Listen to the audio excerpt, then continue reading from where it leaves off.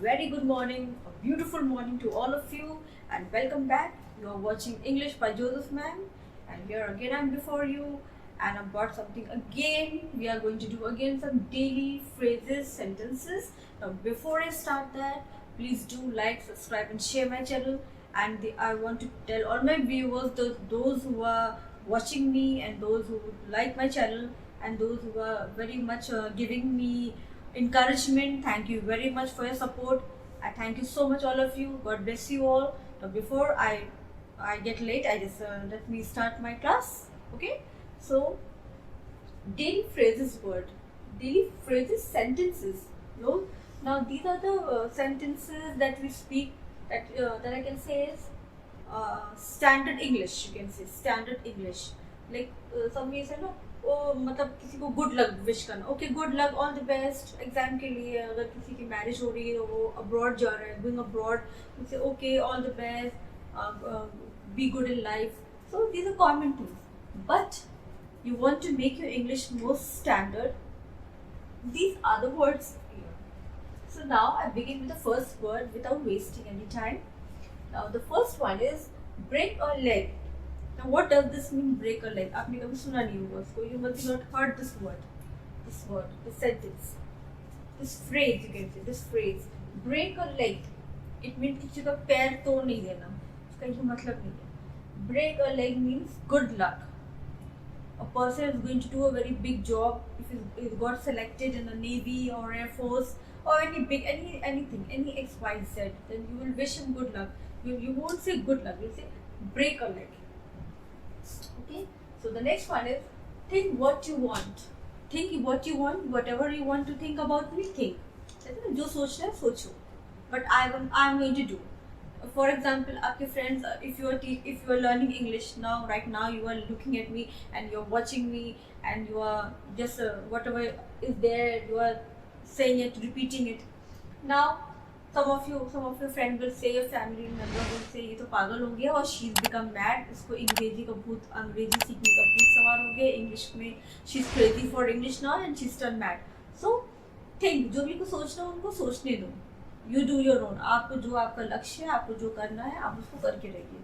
जो भी लोग अगल बगल क्या बोलते हैं, don't listen to them, don't bother to listen to them. Do what your mind says. Okay, so think what you want. जो को सोचना है सोचो. That is the meaning of think what you want. I will do my own.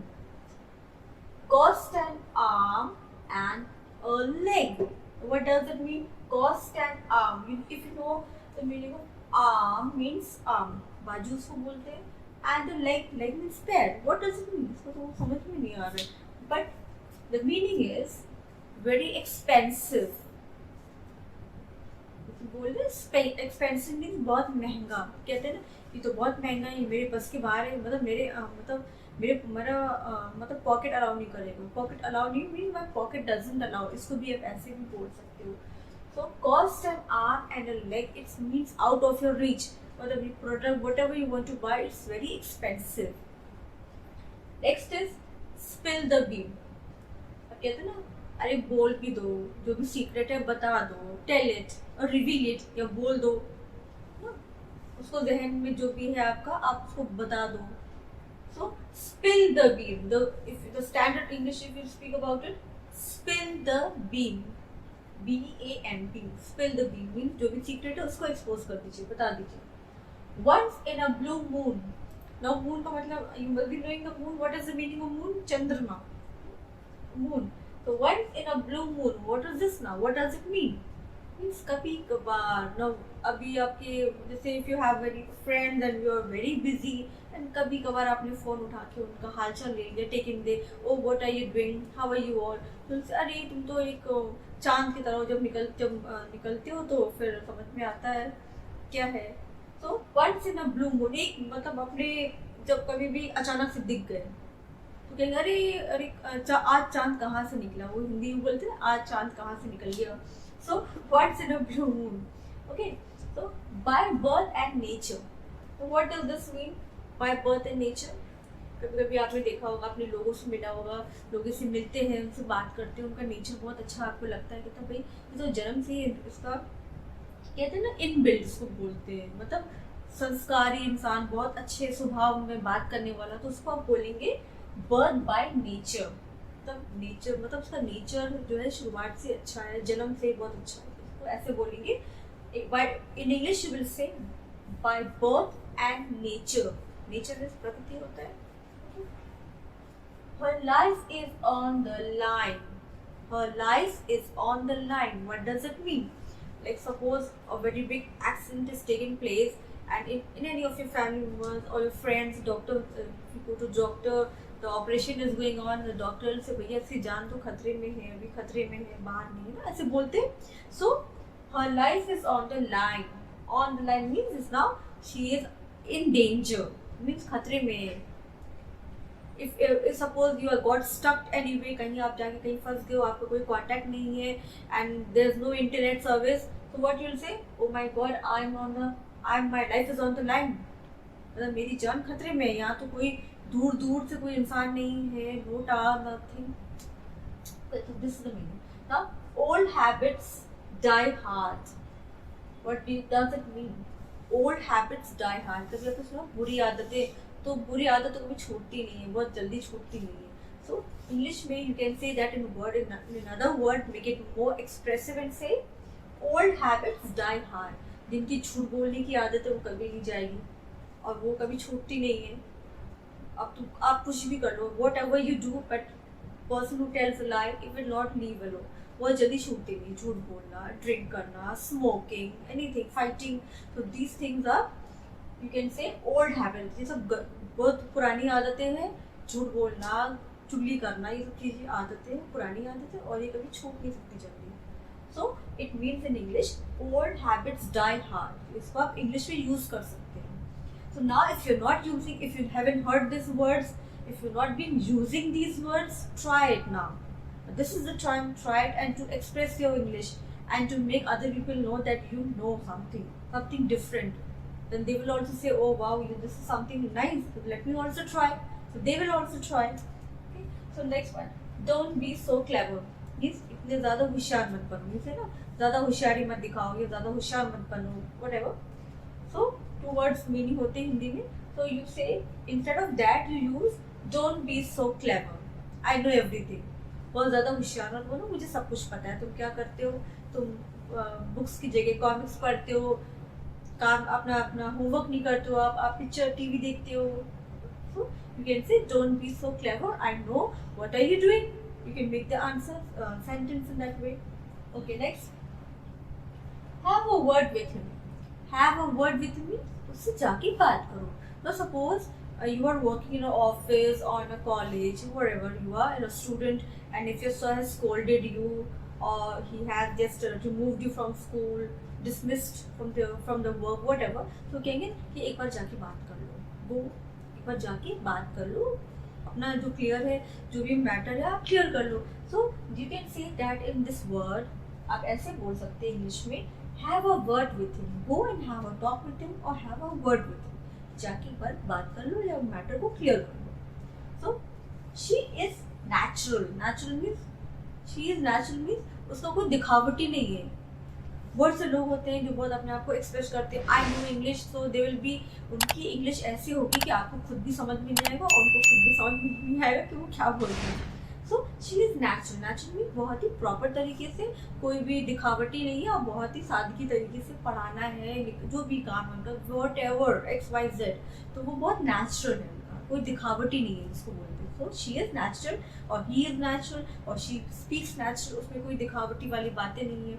अब जैसे हम पढ़ा रहे तो उसमें कोई दिखावटी चीज़ें नहीं है कि I am expressing my self too much in fluency and as a foreign type. No, I'm just saying simple English, that's it. Okay, so now the next. Now before I move to the next, please, those who are new to my channel, thank you so much for subscribing and watching me, and keep tuned till the end because there are more to come over here.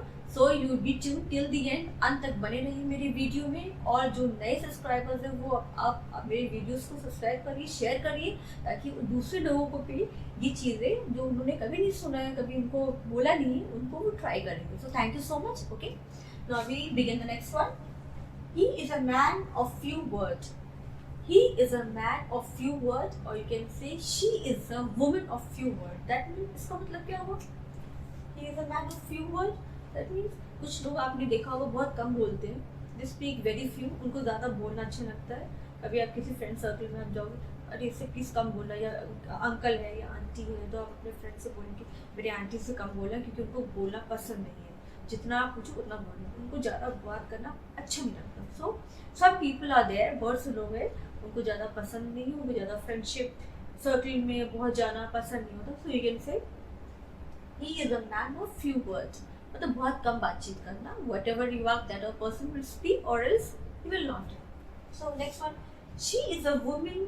She is a woman with word. She is a woman with word. मतलब इसका मतलब क्या हुआ कि ये आप जैसे एक मान लीजिए आपकी फ्रेंड है. She is a friend and whatever she says, she does it. Means ज़बान की पक्की जिसको बोलते हैं, ज़बान के पक्के होना कि जो बोला वो करके दिखाए. She is a woman with word. मतलब उसने अपने बात को अगर बोला कि आज हम आपको today I am going to upload a video, और today I am going to send you a PDF, और today I am going to give you some instruction, whatever X Y that. Okay today I will bring your book, today I am going to do every work. So आज वो हो जाएगा, आज का आज होगा, कल नहीं होगा. Okay, so this that means thanks a million. Thanks a million means बहुत बहुत धन्यवाद आपका कि आपने मेरा इतना बड़ा काम कर दिया. अब किसी का बैंक का काम हो, anybody has a bank work and the work has not been done, the person is not able to do it, और आपने उसका हेल्प कर दिया. किसी को घर नहीं हो रहा था उसका प्रॉपर, तो आपने उसको हेल्प कर दिया, तो उसने बोला बहुत बहुत धन्यवाद आपका, मेरा काम आपने कर लिया. So you can say that बहुत बहुत धन्यवाद की जगह आप इंग्लिश में जो आप बोल, because you are learning English. So now leave that, आप जो हिंदी में बोल रहे हो, start speaking thanks a million. You can say thanks a million. Okay, the next one, how can I reach you? How can I reach you? Now suppose if you're anyway your friend is there, your family members are there, they're phone पे any generally talks is going on. So how can I reach you? मतलब हम तुम तक कैसे पहुंच सकते हैं, आपसे कैसे पहुंच सकते हैं, या उस चीज़ को कैसे हम वहाँ तक जा सकते हैं. तो आप उनसे लोकेशन और एड्रेस और खुद मिलने की बातें ये हो रहा है. तो that is the meaning of this. How can I reach you? How can I get you? Okay, तो next one, you have a good taste. You have a good taste में बहुत से लोगों का टेस्ट मतलब स्वाद होता है, but here it's a different meaning कि आपके मतलब for example a person has a good shopping sense of shopping. Means colours choose करना, some have the unique colors like mute colors, taking collections of mute colors. मतलब पहनना उनका स्वभाव बहुत अच्छा होता है, and they wear something very different, अलग तरीके से. तो उसको बोलते हैं you have a good taste. Colours choose करने के लिए भी, घर को डेकोरेट करने के लिए, anything जो भी हो, any XYZ करना, तो उसको बोलेंगे you have a good taste. You have a good taste. आपका जो चॉइस बहुत अच्छा है, इसको कह सकते हैं. You said it yourself. तुमने खुद बोला ये बात. नहीं से ना, तुमने तो ये बात खुद बोली, हमने तो नहीं बोला, आपने खुद बोला ये बात. So you will say, instead of that you will say you said it yourself. You said it yourself. Now these things, my dear friends, viewers who are watching me, and seriously I'm telling you, if you say these things every day, listen and you try to speak it up, I'm telling you, I'm giving you guarantee you will be a fluently speaking person. Okay, so next one, would you stop? अब तुम रुकोगे. कुछ लोग होते हैं बड़ बातें करते जाते हैं. Now don't think that I am also talking. So आप लोग भी कुछ में से सोच, अरे बस भी करो आप. Okay, so would you stop? कुछ लोग लड़ाई करते तो करते जाते हैं, बोलते जाते हैं, non stop. Let's say non stop fighting, non stop talking. So what you will say, अब बस भी करो. Now you will say that in English. How will you say? Would you stop?